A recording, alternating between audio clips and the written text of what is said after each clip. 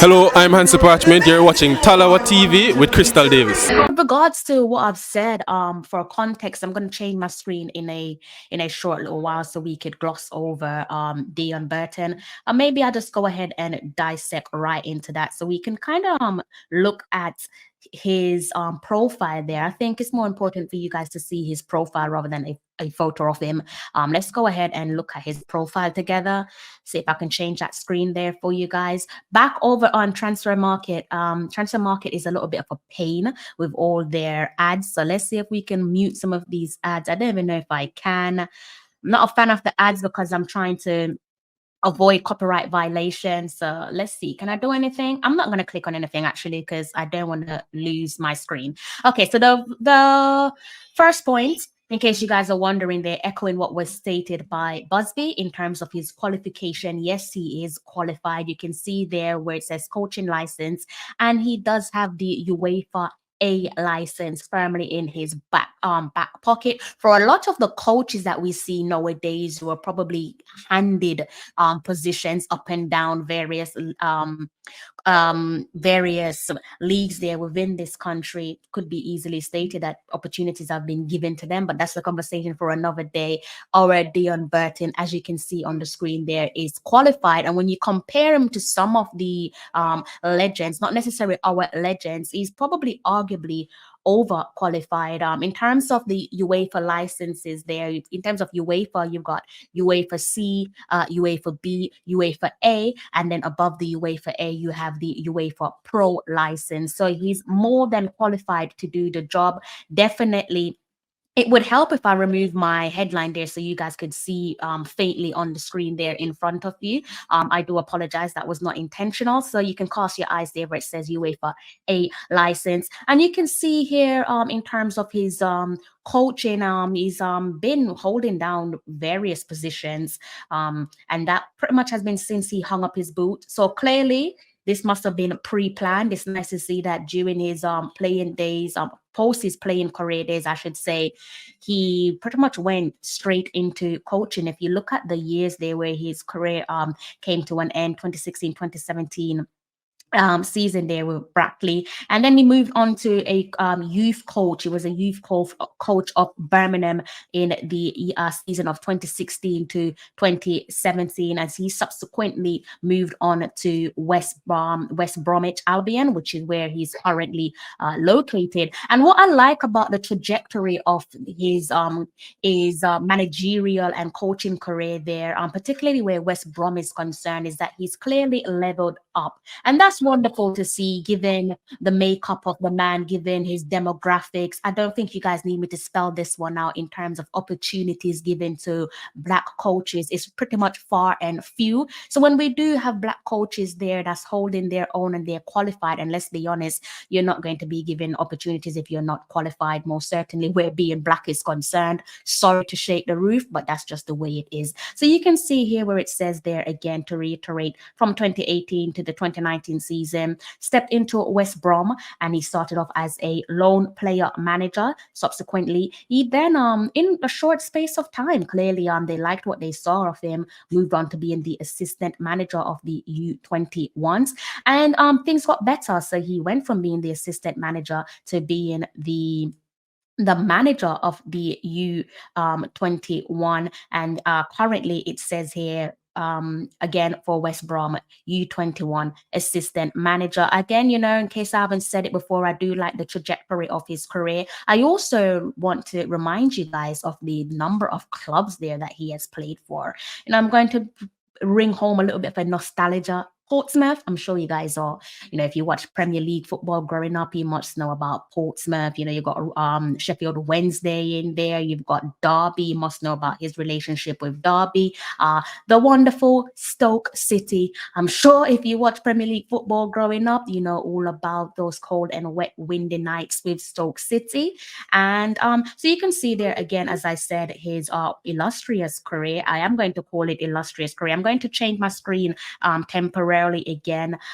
So a career there that started off, professional career there that started off back in 1994. Yes, 1994, and he wrapped that one up in 2016. So that's clearly a playing career of over 2 decades. And in doing so, let's see if we can change the screen again. He has played an extensive amount of minutes there, uh, obviously, given the number of clubs there that he has played for, and more importantly, appearances. I think appearances is more appearance in this instance way more important or outweighs the number of minutes there that he has accumulated. So let me go ahead and see if I can temporarily change my screen for you guys again. Should be looking at the clubs there in terms of the leagues where he has played in. I'm sure you heard Busby. I need to stop saying Hubert Busby. Why do I keep saying his full name? Do need to get into the habit of just calling coaches by their surnames. So yeah, you could see there, as echoed by Busby, played in the Premier League. I also played in Championship, League One, League Two, First Division, pretty much all across the notable football leagues there where England is concerned. And in terms of career appearances, I think it definitely needs to be mentioned there. Total career appearances of over 600. That is no easy feat. And again, you can see over here, or at least I hope you guys can see over here, a string of clubs that he has played for in his playing career. Derby, Sheffield Wednesday, Charlton, Brentford, Portsmouth, Scunthorpe, Rotherham, Stoke City, to name a few, Barnsley as well. A couple of the teams there that I'm pretty sure, a bit like myself, you guys grew up watching. Now, I'm not sure if you guys picked up on anything there. I did share my screen with you guys for a reason. I wasn't trying to waste your time. What I did pick up with Deon Burton's playing career and his managerial career is that, especially where West Brom is concerned, is that he seems like he's a man that is pretty much fixated on longevity. He does seem like a man that embraces longevity both in his playing career. I mean, as I said to you guys before, his playing career lasted a little over 2 decades. So from player to coach, I think the man is pretty much the same, serious about his craft, wants to get better, wants to find the appropriate or adequate tools that would enable him to get better at his job. You can see that both with him as a player and more notably with him as a assistant manager or manager with West Brom and their underage group.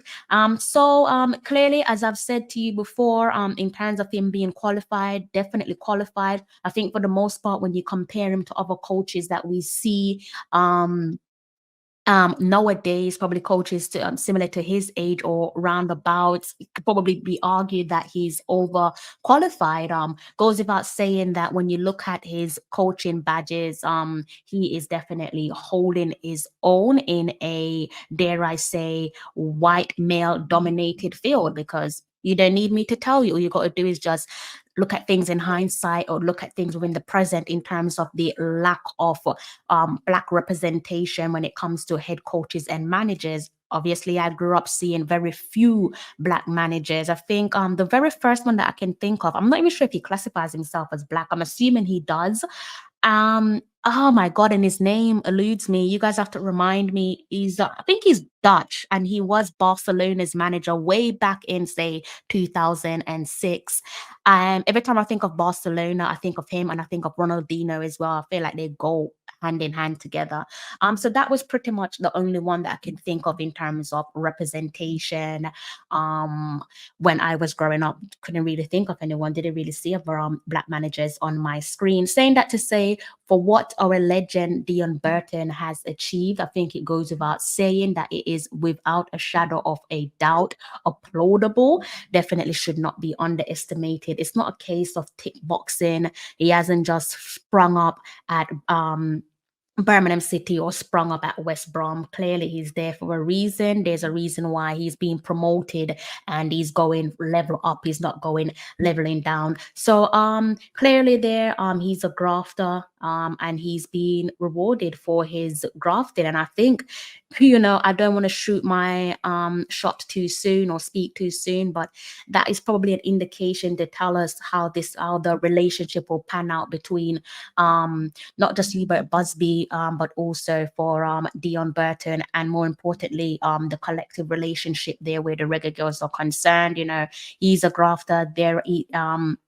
They're grafters. I think when you look at the coaching setup and what Busby's bringing to the fold, clearly everyone seems, as an outsider looking on, they do appear to be on the same wavelength in terms of ambition and goals. I do want to touch on something before I forget it in terms of what Busby stated there.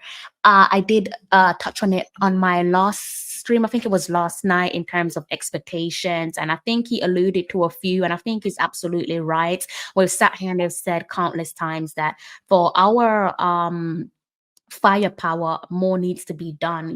We have multiple firepower in our arsenal, but we're not scoring enough goals, and defensively we do need to fine tune. So we've been saying defensively we need to fine tune since before the last World Cup cycle, in terms of the preparation leading up to the last World Cup cycle of 2023. So it's interesting to see that we're all seeing the same thing, and we're not just deluded fans. It's good to hear the head coach there echo our concerns, and it does seem like he's going to fix it.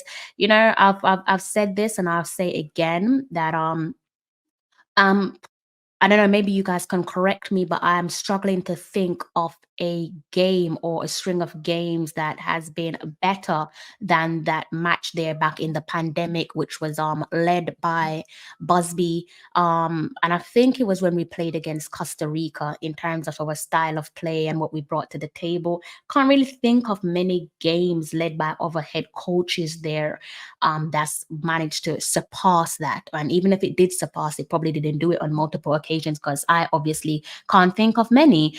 So I do think that it looks as if we are heading in the right direction as it relates to